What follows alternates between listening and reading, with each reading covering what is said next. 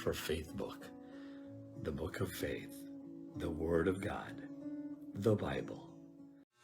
Muli sa mapagpalang araw po ng Lunes sa ating lahat.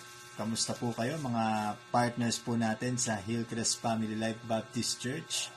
Ako po si Preacher Majesty Carino from Hillcrest Tucros Naligas. Ayan, magandang araw po sa inyo. Binabati ko rin po yung mga partners natin sa Hillcrest Tucros Naligas. Ayan, nandito po tayo muli sa ating pong FBK, ang ating pong Faith Book a Day. At ngayon pong araw nito ay napakaganda po ng ating pag-uusapan. Ito po ay pumapatungkol sa kaligtasan, no? Kanino nga ba galing yun? Siyempre, alam na natin, di ba? Walang iba kundi sa ating Panginoong Hesus. At ito po ay pagtitibayin ng mga talatang babasahin po natin ngayong gabi. Ngayong araw po, no? Ang sabi po sa mga taga-Epeso, sa Ephesians chapter 2 verse 8 to 9, sapagkat dahil sa kagandahang loob ng Diyos, kayo ay naligtas pamamagitan ng pananampalataya, at ang kaligtasan ito ay kaloob ng Diyos at hindi sa pamamagitan ng inyong sarili. Hindi ito bunga ng inyong mga gawa, kaya't walang dapat ipagmalaki ang sinuman. Alam niyo po sa Bible, ang grace ay tumutukoy sa pabor ng Diyos sa tao. So yun po yung malinaw, ano? Ang grace po ay tumutukoy sa pabor ng Diyos sa tao. Kaya nga, di ba, because of God's grace, kaya tayo naligtas. No? Because of God's grace, ayun malinaw, no? Siya na mismo ang umaabot sa atin para pagpalain niya tayo, no? Kaya nga, isinali ng salitang grace sa Tagalog na ibig sabihin po ay biyaya, no? Yun po yun, yung grace sa Tagalog. Alam na po natin yan, di ba? Ang ibig sabihin ay biyaya o kagandahan loob o kabutihan, no? Kaya nga, kahit hindi tayo karapat-dapat, pinagpapakitaan tayo ng Diyos ng kanyang biyaya.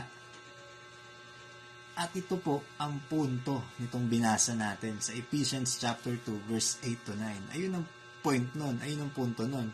Naligtas tayo dahil sa kagandahang loob ng Diyos, no? Sa pamamagitan ng ating pananampalataya.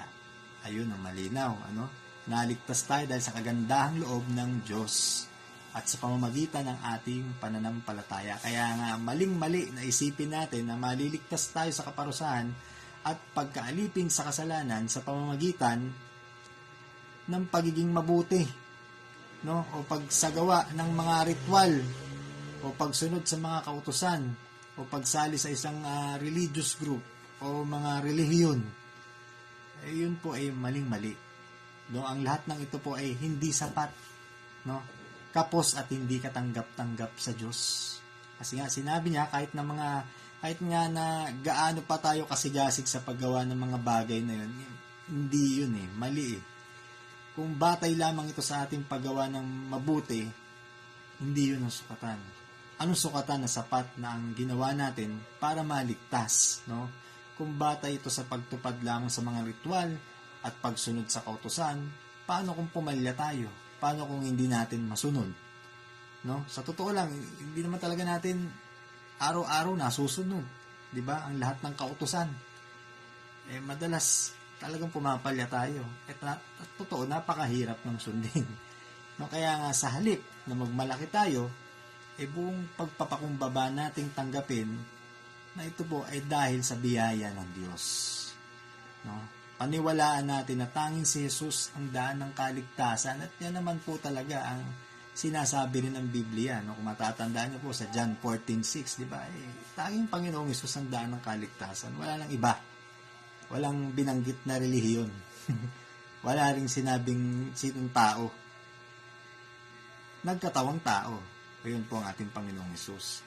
Ipagpasalamat nga natin ang kabutihan niya at magsaya tayo dahil Jesus paid the penalty for our sins. No? That's why we need not fear being punished. No? And that's God's amazing grace. Purihin po Panginoon. At yun lamang po. Muli, maraming salamat po sa inyong pong pakikinig. Ito po ay magbunga sa atin, maging pagpapala sa bawat isa. Salamat po. Pagkita-kita po tayo muli. God bless.